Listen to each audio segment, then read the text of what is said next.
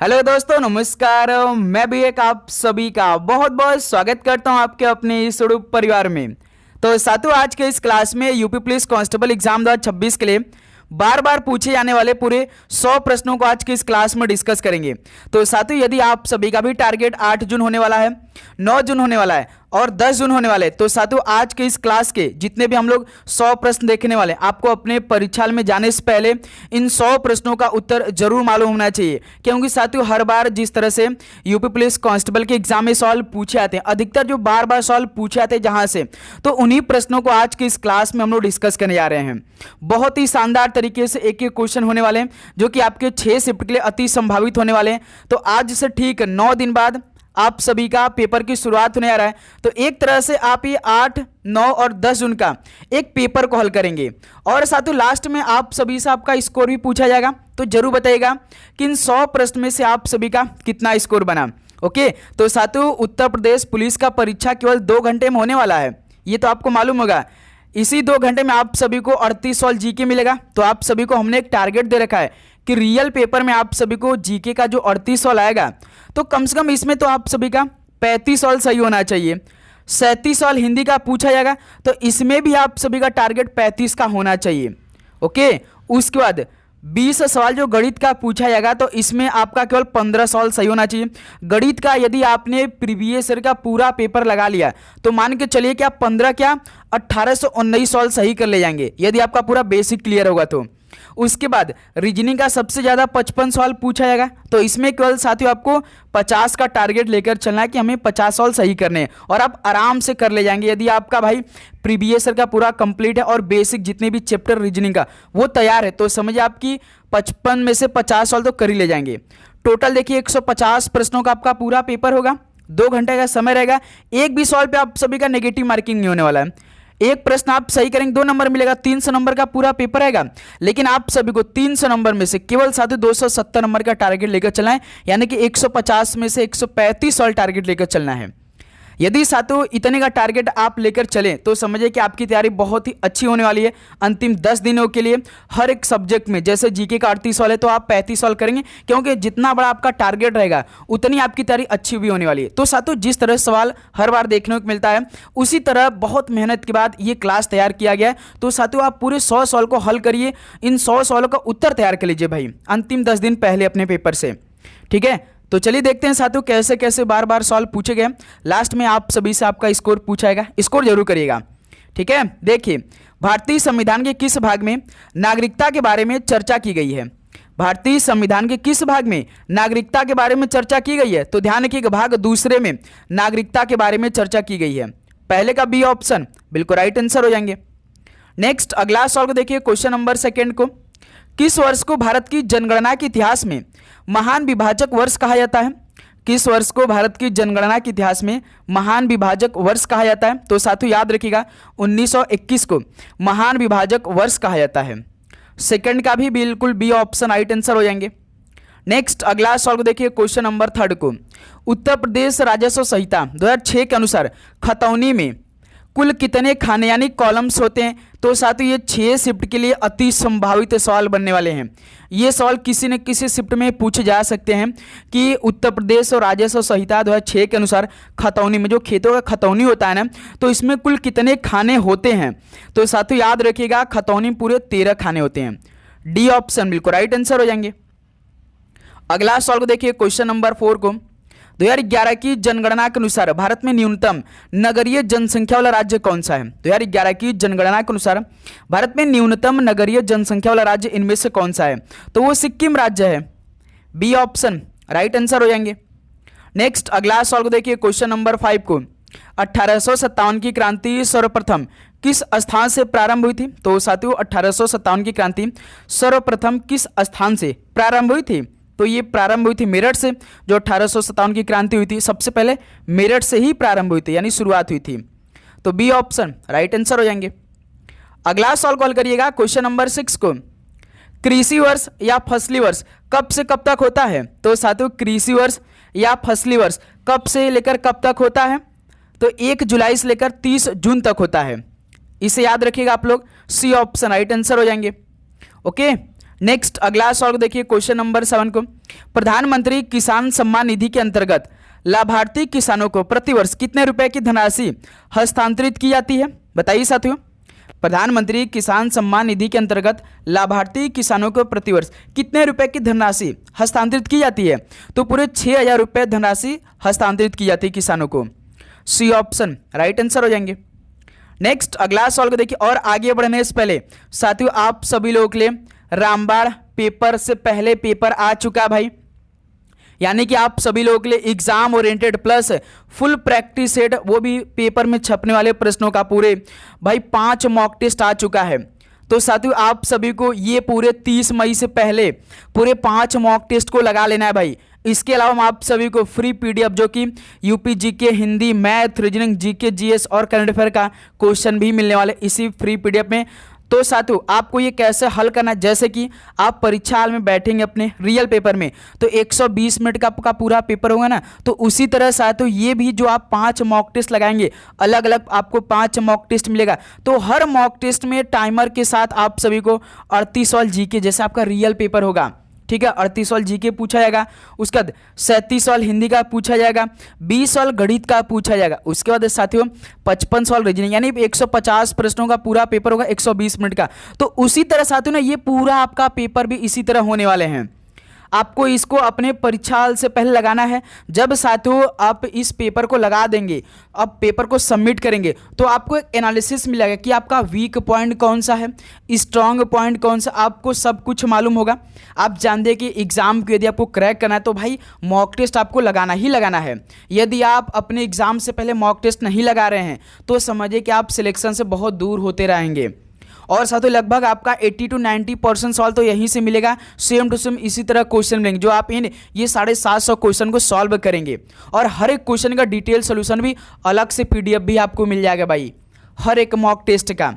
तो comment box में देखिए लिंक दिया गया है, या तो आप डिस्क्रिप्शन बॉक्स में लिंक दिया गया, वहां से जाकर आप अपना भाई ईमेल आईडी डालकर नंबर और नाम डालकर रजिस्टर करके इस टेस्ट को लगा लीजिए सबसे पहले तो। लेकिन हाँ इसके लिए आपको मात्र 49 रुपीज़ पे करना होगा, मात्र साथ ही 49 रुपीज़ देना होगा भाई, क्योंकि देखिए वो सारे प्लेटफॉर्म का चार्ज हो रहा है भाई। ये हमारे पास कुछ नहीं होने वाला भाई, केवल आपके लिए, ये बस सुविधा आपके लिए हम प्रोवाइड करें। तो मात्र साथ ही 49 रुपीज़ पे करके सारे क्वेश्चन को आप हल कर लीजिए भाई, अपने पास डाउनलोड करके रख लीजिए एग्जाम से पहले। जब भी आपका एग्जाम 8, 9 या 10 जून को, उसे तैयार कर लीजिए, रिविजन कर लीजिए, ठीक है मेरे दोस्त। इसके अलावा हम आप सभी को नोट्स भी प्रोवाइड करेंगे, इसी फ्री पीडीएफ में आपको मिल जाएगा, जो कि उसका चार्ज आपको नहीं करना होगा।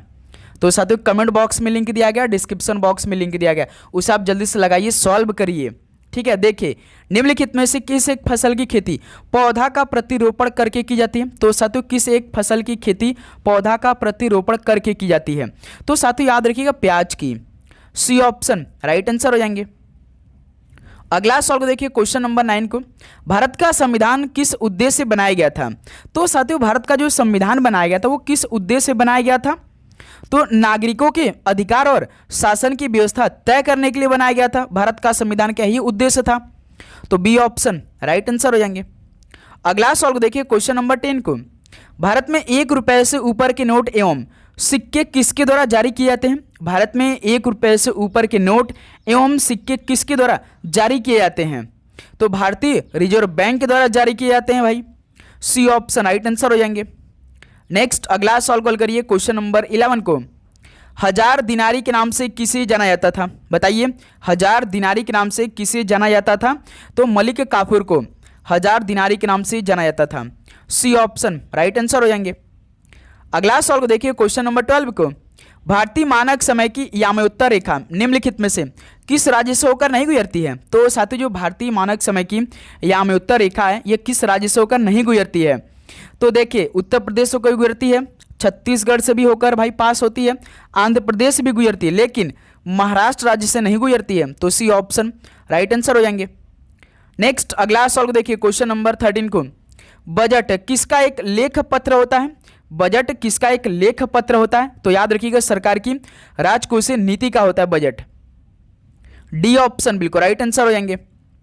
अगला सवाल को देखिए क्वेश्चन नंबर 14 को, शेर शाह का मकबरा कहाँ स्थित है? शेर शाह का मकबरा कहाँ पर स्थित है? तो याद रखिएगा सासाराम बिहार में स्थित है। ऑप्शन है बिल्कुल राइट आंसर हो जाएंगे। नेक्स्ट अगला सॉल्व कॉल करिए क्वेश्चन नंबर 15 को। दर्पणों के द्वारा प्रतिबिंब के बनने में शामिल परिघटना किस पर आधारित होती है? तो साथियों दर्पणों के द्वारा प्रतिबिंब के बनने में शामिल परिघटना किस पर आधारित होती है? तो परावर्तन पर आधारित होती है। सी ऑप्शन राइट आंसर हो जाएंगे। अगला सॉल्व देखिए क्वेश्चन नंबर 16 को। भारत की संसद के कितने मुख्य अंग होते हैं? भारत की संसद के कितने मुख्य अंग होते हैं? तो पूरे 3 मुख्य अंग होते हैं। एक तो आपका लोकसभा, राज्यसभा, उसमें आपका राष्ट्रपति शामिल होते हैं। सी ऑप्शन राइट आंसर हो जाएंगे। अगला सॉल्व देखिए क्वेश्चन नंबर 17 को। अंडमान एवं निकोबार द्वीप समूह का सर्वोच्च शिखर पल्याड़ शिखर यानी सैडल पीक कहाँ स्थित है? अंडमान एवं निकोबार द्वीप समूह का सर्वोच्च शिखर पल्याड़ शिखर, जिसे हम लोग सैडल पीक के नाम से जानते हैं, तो ये कहाँ पर स्थित है? तो उत्तरी अंडमान में स्थित है। सी ऑप्शन राइट आंसर हो जाएंगे। और साथियों आप चैनल पर नए हैं तो भाई चैनल को सब्सक्राइब करने के बाद नोटिफिकेशन को भी ऑन कर लेंगे, क्योंकि क्लास आपके पूरे एग्जाम तक चलने वाली है, एक भी दिन का गैप नहीं होने वाले भाई। तो इसलिए चैनल को सब्सक्राइब करिए, क्लास को लाइक कर दिएगा भाई, ठीक है। देखिए प्रत्यक्ष कर का उदाहरण निम्नलिखित में से कौन सा है? प्रत्यक्ष कर का उदाहरण इनमें से कौन सा है? तो आयकर प्रत्यक्ष कर का उदाहरण है। बी ऑप्शन राइट आंसर हो जाएंगे। अगला सवाल देखिए क्वेश्चन नंबर 19 को। निम्नलिखित में से कौन सा आर्किमिडीज के सिद्धांत पर आधारित नहीं है? तो इनमें से कौन सा आर्किमिडीज के सिद्धांत पर आधारित नहीं है? तो साथों जैसे हाइड्रोमीटर, ये देखिए आर्किमिडीज के सिद्धांत पर आधारित है। पनडुब्बी है, लैक्टोमीटर, लेकिन जो हाइग्रोमीटर है, हाइग्रोमीटर एक आपका शुष्क और बल्ब जैसे सिद्धांतों पर आधारित होता है। तो ये हाइग्रोमीटर भाई आर्किमिडीज के सिद्धांत पर आधारित नहीं होता है, ठीक है। ऑप्शन है राइट आंसर हो जाएंगे। अगला सवाल को देखिए क्वेश्चन नंबर 20 को। निम्नलिखित नदियों में से कौन से की यमुना की सहायक नदी नहीं है? तो इन नदियों में से कौन से यमुना की सहायक नदी नहीं है? जैसे साथियों के नदी है भाई, चंबल भी है, बेतवा है, ये यमुना की सहायक नदी है, लेकिन रामगंगा यमुना की सहायक नदी नहीं है। तो डी ऑप्शन राइट आंसर हो जाएंगे। अगला सवाल कॉल करिए क्वेश्चन नंबर 21 को। प्रथम एशियाई खेल वर्ष 1951 में कहाँ आयोजित हुए थे? प्रथम एशियाई खेल वर्ष 1951 में कहाँ पर आयोजित हुए थे? तो साथियों याद रखिए नई दिल्ली भारत में हुए थे भाई। सी ऑप्शन राइट आंसर हो जाएंगे। अगला सवाल को देखिए क्वेश्चन नंबर 22 को। स्वामित्व योजना का मुख्य कार्य क्या है? स्वामित्व योजना का मुख्य कार्य क्या है? तो ग्रामीण क्षेत्रों में ड्रोन से भूमि का सर्वे तथा मैपिंग करना है भाई, स्वामित्व योजना का मुख्य कार्य। तो डी ऑप्शन राइट आंसर हो जाएंगे। अगला सवाल को देखिए क्वेश्चन नंबर 23 को। भारत में रबर बोर्ड का मुख्यालय कहाँ स्थित है? तो साथियों भारत में रबर बोर्ड का मुख्यालय कहाँ पर स्थित है? तो ये कोट्टायम यानी केरल में स्थित है। ऑप्शन है बिल्कुल राइट आंसर हो जाएंगे। नेक्स्ट अगला सवाल को देखिए क्वेश्चन नंबर 24 को। राजस्व प्रशासन की सबसे छोटी एवं आधारभूत प्रशासनिक इकाई कौन सी होती है? राजस्व प्रशासन की सबसे छोटी एवं आधारभूत प्रशासनिक इकाई कौन सी होती है? तो ग्राम होती है। ऑप्शन है बिल्कुल राइट आंसर हो जाएंगे। अगला सवाल कॉल करिए क्वेश्चन नंबर 25 का राइट आंसर क्या बनेगा? भगत सिंह, सुखदेव तथा राजगुरु को किस तारीख को फांसी दी गई थी? तो साथियों बताइए भगत सिंह, सुखदेव तथा राजगुरु को किस तारीख को फांसी दी गई थी? तो सजी 23 मार्च 1931 को दी गई थी ना। डी ऑप्शन राइट आंसर हो जाएंगे। अगला सवाल को देखिए क्वेश्चन नंबर 26 को। किसी भी समय लोकसभा को विघटित करने की सिफारिश राष्ट्रपति से कौन व्यक्ति कर सकता है? किसी भी समय लोकसभा को विघटित करने की सिफारिश राष्ट्रपति से कौन व्यक्ति कर सकता है और करता भी है? तो प्रधानमंत्री साहब करते हैं ना। ऑप्शन बिल्कुल राइट आंसर हो जाएंगे। अगला सवाल कॉल करिएगा क्वेश्चन नंबर 27 को। द टर्बनेटर किस भारतीय क्रिकेटर का उपनाम है? तो बताइए द टर्बनेटर किस भारतीय क्रिकेटर का उपनाम है? तो याद रखिए हरभजन सिंह का भाई ये उपनाम है the Turbanator. B option right answer हो जाएंगे। अगला सवाल को देखिए क्वेश्चन नंबर 28 को। निम्नलिखित में से कौन सी जनजाति दीपावली को शोक के रूप में मनाती है? बताइए कौन सी जनजाति दीपावली को शोक पर्व के रूप में मनाते हैं? तो साथियों याद रखिए थारू जनजाति। ऑप्शन है बिल्कुल राइट आंसर हो जाएंगे। अगला सवाल को देखिए क्वेश्चन नंबर 29 को। हाल ही में चर्चित पुस्तक बियॉन्ड द कोर्ट रूम किसके द्वारा लिखी गई है? हाल ही में चर्चित पुस्तक बियॉन्ड द कोर्ट रूम किसके द्वारा लिखी गई है? तो फाली एस नरीमन के द्वारा यह पुस्तक लिखी गई है beyond the court room. D option right answer हो जाएंगे। नेक्स्ट अगला सवाल को देखिए क्वेश्चन नंबर 30 को। निम्नलिखित में से कौन सा तट कोच्चि बंदरगाह से संबंधित है? तो साथियों कौन सा तट कोच्चि बंदरगाह से संबंधित है? तो वो मालाबार तट है। बी ऑप्शन बिल्कुल राइट आंसर हो जाएंगे। नेक्स्ट अगला सवाल कॉल करिएगा क्वेश्चन नंबर 31 को। आर्थिक नियोजन का मुख्य उद्देश्य क्या है? तो साथियों जो आर्थिक नियोजन का मुख्य उद्देश्य वो क्या है? तो संसाधनों का सर्वोत्तम उपयोग सुनिश्चित करना है, जो कि सी ऑप्शन इस सॉल्व का राइट आंसर हो जाएंगे। अगला सॉल्व करिएगा क्वेश्चन नंबर 32 को। किसी शहरी क्षेत्र या शहर के नगर निगम बनने के लिए आवश्यक न्यूनतम यानी मिनिमम जनसंख्या कितनी होती है? तो साथियों किसी शहरी क्षेत्र या शहर के नगर निगम बनने के लिए आवश्यक जो मिनिमम जनसंख्या होती है वो कितनी होनी चाहिए? तो लगभग साथियों कितना भाई? इकाई, दहाई, सैकड़ा, हजार, 10,000 यानी 3 लाख होनी ही चाहिए। ठीक है, सी ऑप्शन राइट आंसर हो जाएंगे। अगला सॉल्व देखिए क्वेश्चन नंबर 33 को। उत्तर प्रदेश इलेक्ट्रॉनिक्स घटक विनिर्माण नीति 2025 का मुख्य उद्देश्य क्या है? उत्तर प्रदेश इलेक्ट्रॉनिक्स घटक विनिर्माण नीति 2025 का मुख्य उद्देश्य क्या है? तो साथियों आप सभी लोग याद रखिएगा, निवेश आकर्षित करना और आत्मनिर्भरता को बढ़ावा देना है। सी ऑप्शन बिल्कुल राइट आंसर हो जाएंगे। ओके, नेक्स्ट अगला सॉल्व करिए क्वेश्चन नंबर 34 को। Poverty and un British rule in India पुस्तक किसने लिखी है?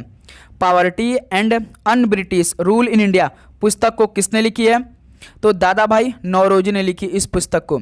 बी ऑप्शन राइट आंसर हो जाएंगे। अगला सॉल्व देखिए क्वेश्चन नंबर 35 को। The Indian war of independence 1857 पुस्तक के लेखक कौन है? The Indian war of independence 1857 पुस्तक के लेखक कौन है? तो बी.डी. सावरकर जी हैं। ठीक है, सी ऑप्शन राइट आंसर हो जाएंगे। तो साथियों लास्ट में आप सभी से आपका स्कोर पूछा जाएगा। ठीक है, और आप चैनल पर नए तो सब्सक्राइब करके नोटिफिकेशन को भी ऑन कर लेंगे भाई। नमस्ते योजना निम्नलिखित में से किन लोगों के कल्याण के लिए है? नमस्ते योजना किन लोगों के कल्याण के लिए है? तो याद रखिए सफाई कर्मचारी लोगों के लिए भाई नमस्ते योजना। तो ऑप्शन है सफाई कर्मचारी, बिल्कुल राइट आंसर हो जाएंगे। अगला सॉल्व देखिए क्वेश्चन नंबर 37 को। 2011 की जनगणना के अनुसार भारत के किस राज्य में सर्वाधिक अनुसूचित जनजाति एसटी की जनसंख्या पाई जाती है? तो साथियों 2011 की जनगणना के अनुसार भारत के किस राज्य में सर्वाधिक अनुसूचित जनजाति की जनसंख्या पाई जाती है? तो साथियों याद रखिए मध्य प्रदेश में। सी ऑप्शन राइट आंसर हो जाएंगे। अगला सॉल्व देखिए क्वेश्चन नंबर 38 को। घरेलू हिंसा से महिलाओं का संरक्षण अधिनियम किस वर्ष लागू हुआ? घरेलू हिंसा से महिलाओं का संरक्षण अधिनियम किस वर्ष लागू हुआ था? तो 2005 में लागू हुआ था। डी ऑप्शन बिल्कुल राइट आंसर हो जाएंगे। अगला सॉल्व देखिए क्वेश्चन नंबर 39 को। उत्तर प्रदेश के किस शहर को पीतल नगरी कहा जाता है? उत्तर प्रदेश के किस शहर को पीतल नगरी कहा जाता है? तो याद रखिएगा मुरादाबाद को पीतल नगरी कहा जाता है। बी ऑप्शन राइट आंसर हो जाएंगे। अगला सॉल्व देखिए क्वेश्चन नंबर 40 को। सोशल मीडिया का उपयोग आपदा के दौरान कैसे होता है? तो साथियों आप सोशल मीडिया का सॉल्व पढ़ते आ रहे हैं ना, आपके पेपर में सॉल्व पूछा जाएगा सोशल मीडिया जो आप लोग यूज करते हैं।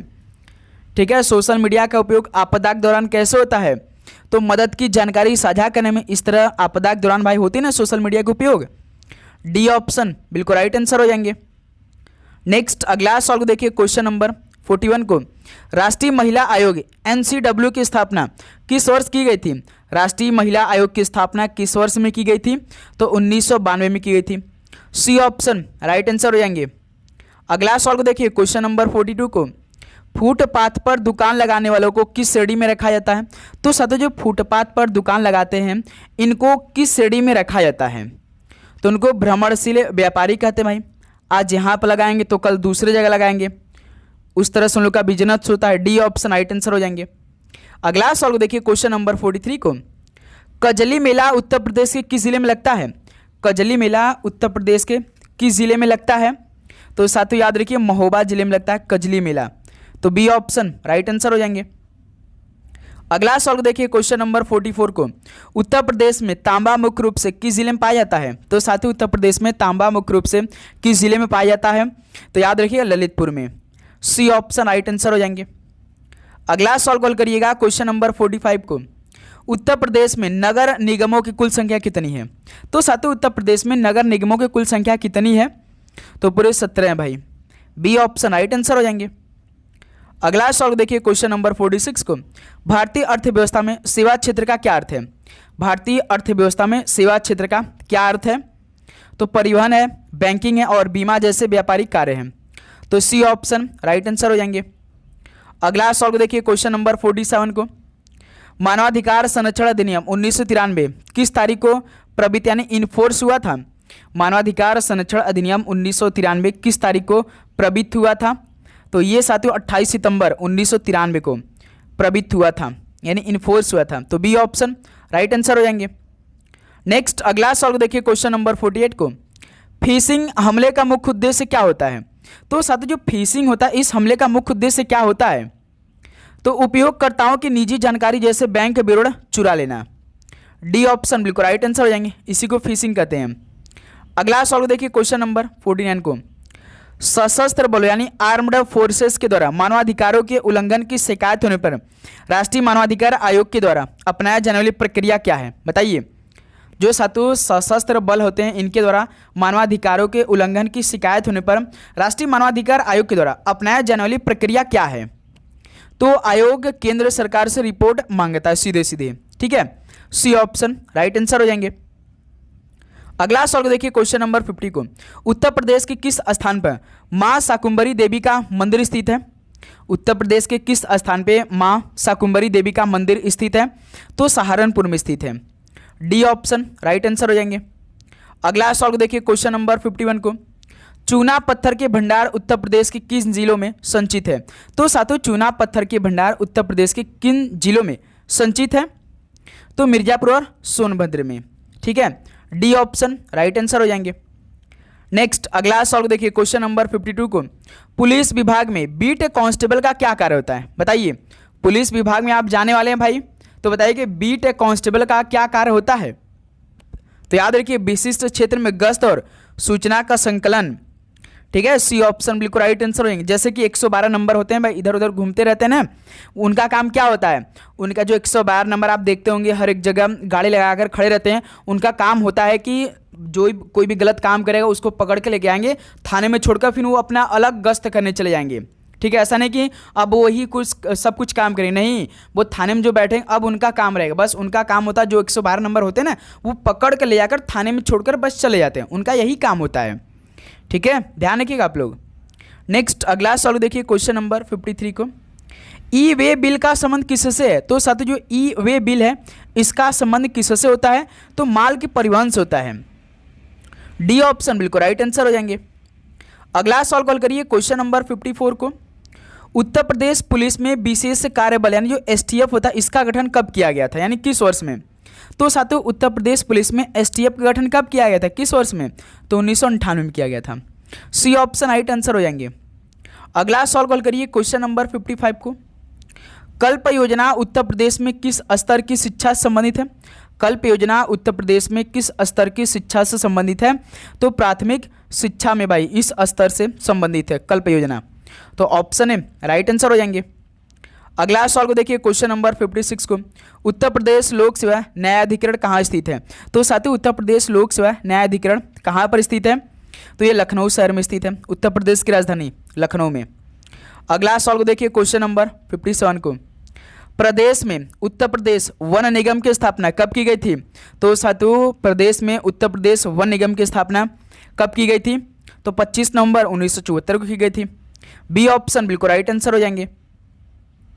अगला सवाल को देखिए क्वेश्चन नंबर 58 को, उत्तर प्रदेश सतर्कता अधिष्ठान का कार्य क्या है? उत्तर प्रदेश सतर्कता अधिष्ठान का कार्य क्या होता है? तो भ्रष्टाचार की जांच करना होता है, ठीक है। डी ऑप्शन राइट आंसर हो जाएंगे।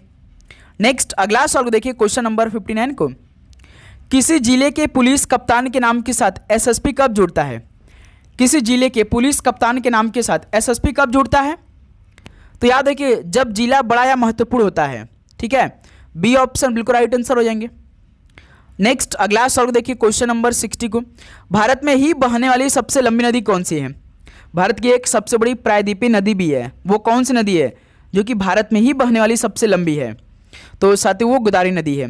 डी ऑप्शन बिल्कुल राइट आंसर हो जाएंगे। अगला सवाल देखिए क्वेश्चन नंबर 61 को, अनुच्छेद 5 के अनुसार नागरिकता का आधार कौन सा नहीं है? अनुच्छेद 5 के अनुसार नागरिकता का अधिकार इनमें से कौन सा नहीं है? जैसे भारत के भूभाग में जन्म, ये तो ठीक है भाई। 5 वर्षों का सामान्य निवास, ये भी ठीक है।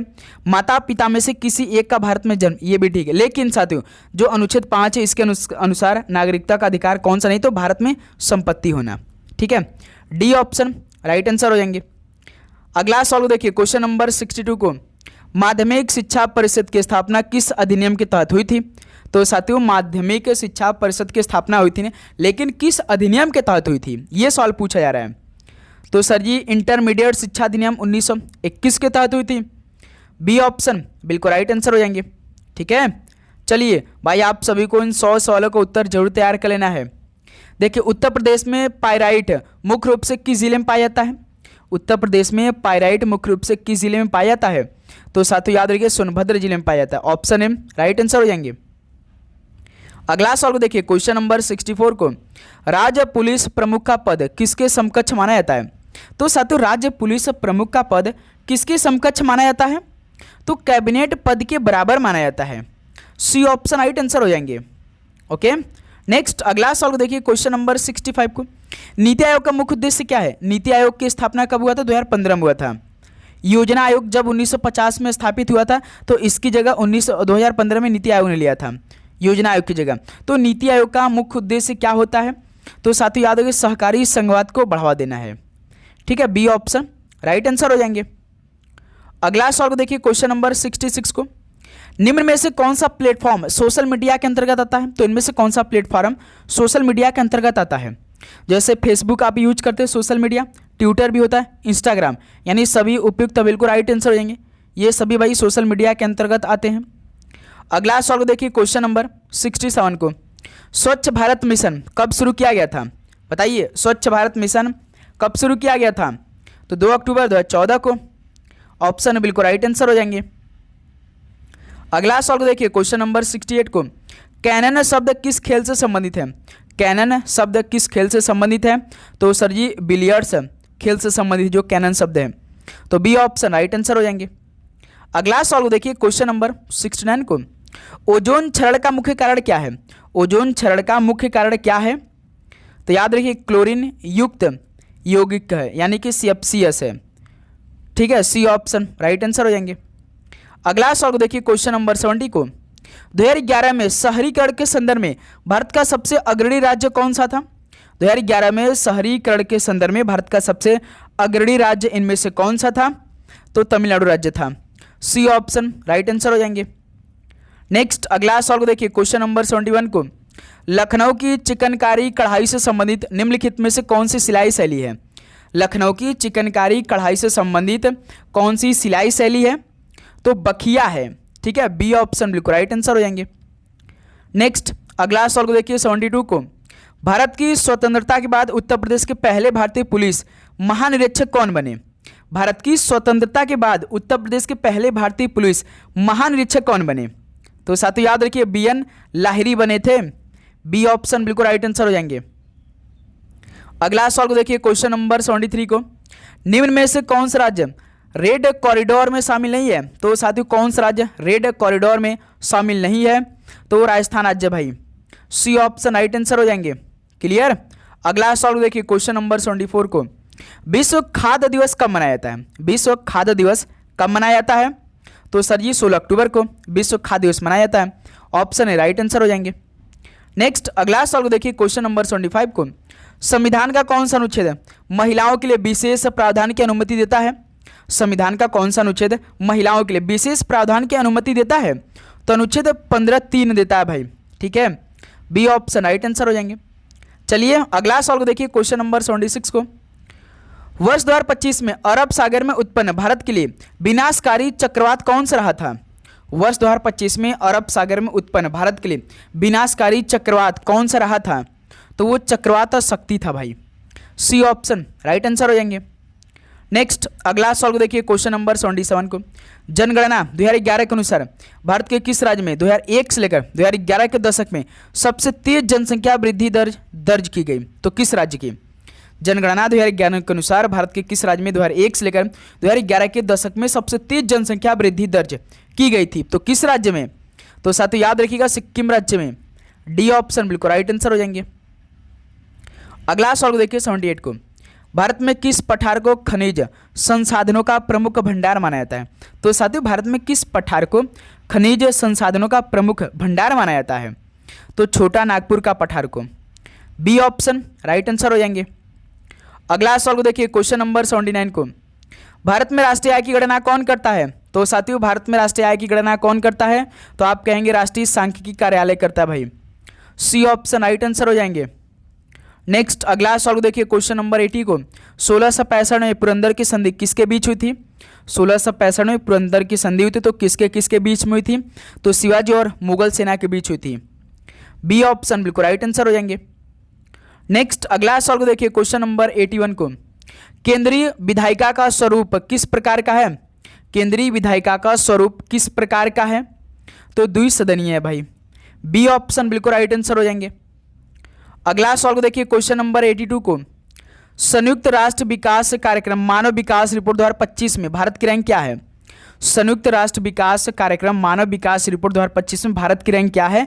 तो साथियों याद रखिए भारत 130 नंबर पे है। तो इस सवाल का सी ऑप्शन आपका बिल्कुल राइट आंसर हो जाएंगे। नेक्स्ट अगला सवाल को देखिए क्वेश्चन नंबर 83 को, संविधान का कौन सा अनुच्छेद राष्ट्रपति को राज्य कानून पर हस्तक्षेप का अधिकार देता है? तो साथियों संविधान का कौन सा अनुच्छेद राष्ट्रपति को राज्य कानून पर हस्तक्षेप का अधिकार देता है? तो याद रखिए अनुच्छेद 200 में इसका वर्णन किया गया है। तो बी ऑप्शन राइट आंसर हो जाएंगे। अगला सवाल देखिए क्वेश्चन नंबर 84 को, वित्त वर्ष 2025-26 में किसान क्रेडिट कार्ड के तहत ऋण सीमा कितनी बढ़ाई गई? वित्त वर्ष 2025-26 में किसान क्रेडिट कार्ड के तहत ऋण सीमा कितनी बढ़ाई गई? तो साथियों 3 लाख रुपए से 5 लाख रुपए कर दिया गया। तो बी ऑप्शन बिल्कुल राइट आंसर हो जाएंगे। ओके, नेक्स्ट अगला सवाल को देखिए क्वेश्चन नंबर 85 को, ग्रामीण स्वशासन के लिए पंचायती राज की स्थापना किस संविधान संशोधन के द्वारा हुई? ग्रामीण स्वशासन के लिए पंचायती राज की स्थापना किस संविधान संशोधन के द्वारा की गई थी? तो याद रखिए 73वां संशोधन के द्वारा की गई। सी ऑप्शन राइट आंसर हो जाएंगे। अगला सवाल को देखिए क्वेश्चन नंबर 86 को, विश्व बैंक के अनुसार 2024 में भारत के निर्यात की वृद्धि दर क्या रही? विश्व बैंक के अनुसार बताना है 2024 में भारत के निर्यात की वृद्धि दर क्या रही? भाई करंट अफेयर का सवाल कहीं से भी आ सकता है, ठीक है। जो इंपॉर्टेंट लगा भाई वो सवाल हमने क्लास में ऐड कर दिया आपके 8, 9 और 10 जून शिफ्ट के लिए, ठीक है। देखिए उत्तर प्रदेश का प्रतापगढ़ किसके उत्पादन के प्रसिद्ध है? उत्तर प्रदेश का जो प्रतापगढ़ है वो किसके उत्पादन के लिए प्रसिद्ध है? तो आंवला के लिए प्रसिद्ध है Pratapgarh. B option right answer हो जाएंगे। अगला सवाल को देखिए क्वेश्चन नंबर 88 को, मानव अधिकार संरक्षण अधिनियम के अनुसार मानवाधिकार किन स्रोतों से प्राप्त होते हैं? मानव अधिकार संरक्षण अधिनियम के अनुसार मानवाधिकार किन स्रोतों से प्राप्त होते हैं? तो ये संविधान और अंतर्राष्ट्रीय संधियां से प्राप्त होते हैं भाई। सी ऑप्शन राइट आंसर हो जाएंगे। क्लियर। नेक्स्ट अगला सवाल को देखिए क्वेश्चन नंबर 89 को, भारतीय रेड क्रॉस सोसाइटी की स्थापना किस वर्ष हुई थी? भारतीय रेड क्रॉस सोसाइटी की स्थापना किस वर्ष में हुई थी? तो 1920 में हुई थी। बी ऑप्शन राइट आंसर हो जाएंगे।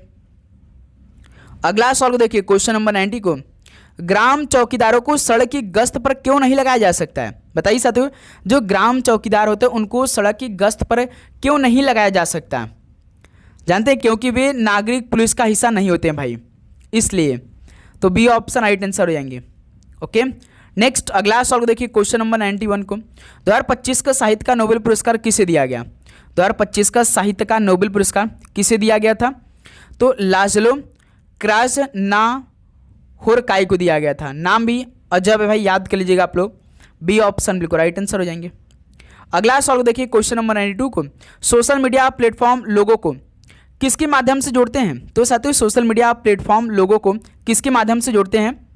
तो याद रखिएगा आप लोग भाई, वर्चुअल आभासी समुदाय के द्वारा इसके माध्यम से जोड़ते हैं। तो बी ऑप्शन राइट आंसर हो जाएंगे। अगला सवाल को देखिए क्वेश्चन नंबर 93 को, पुलिस अधिनियम 1861 की धारा 2 का संबंध मुख्य रूप से किससे है? पुलिस अधिनियम 1861 की धारा 2 का संबंध मुख्य रूप से किससे है? तो याद रखिए पुलिस बल का गठन और प्रशासन से संबंधित है भाई। ऑप्शन बी बिल्कुल राइट आंसर हो जाएंगे।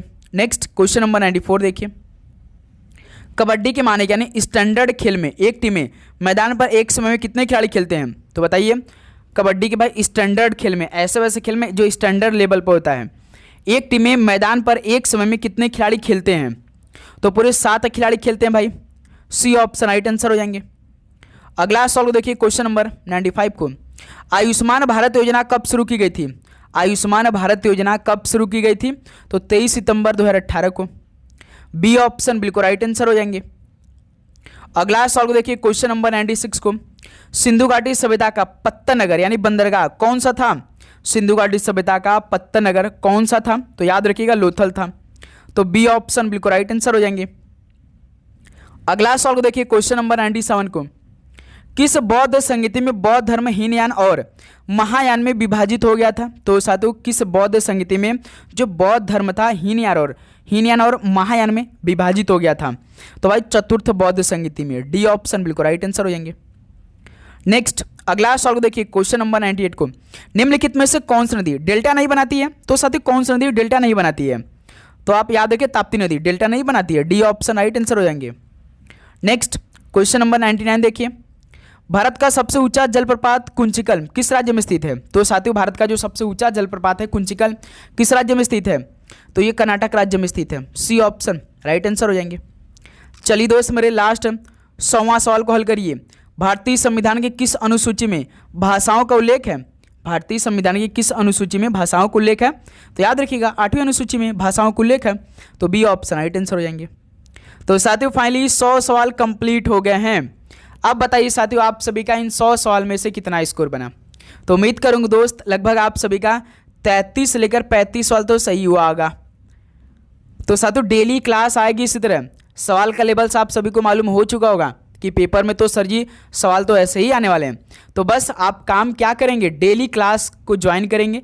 चैनल पे नया तो सब्सक्राइब के पहले तो साथियों कमेंट बॉक्स में जो लिंक दिया गया या डिस्क्रिप्शन बॉक्स में जो लिंक दिया गया उसको साथियों आप लगाइए, सॉल्व करिए भाई आप लोग, क्योंकि वो टाइमर के साथ आपका पेपर चलेगा। जिस तरह से आप परीक्षा में बैठकर जिस लेवल से प्रश्नों को हल करेंगे उसी तरह आपका पूरा पेपर होने वाला है। उसको हल करिए भाई, और उसको बाद डाउनलोड करके ना आप कितनी बार उसको PDF को टेस्ट लगा सकते हैं। एक बार आप पूरे सबमिट करके आंसर देख लिया, मन की आपके एक बार टेस्ट लगा के देखते हैं कितना स्कोर होता, तो भी आप उसको लगा सकते हैं। केवल आपके लिए होने वाला भाई, ठीक है। तो चलिए इस क्लास को यहीं पर समाप्त करते हैं, मिलते हैं साथियों एक और नए क्लास के साथ। आप सभी को एग्जाम के लिए best of luck, God bless you, पढ़ाई करते रहिए, धन्यवाद।